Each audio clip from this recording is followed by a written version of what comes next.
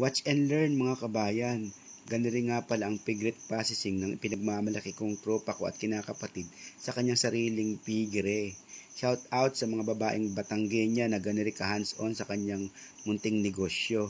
Siya na mismo ang boy, swine technician, farm manager at veterinarian sa kanyang Little Happy Farm.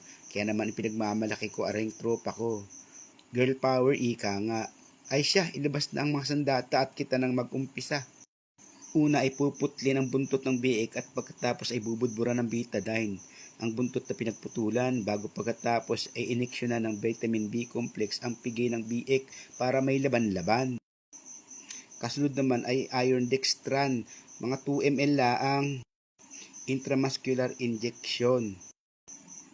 Kasunod naman ay bubungiin ang pangil ng biik sa ibaba at itaas, paroon at parine.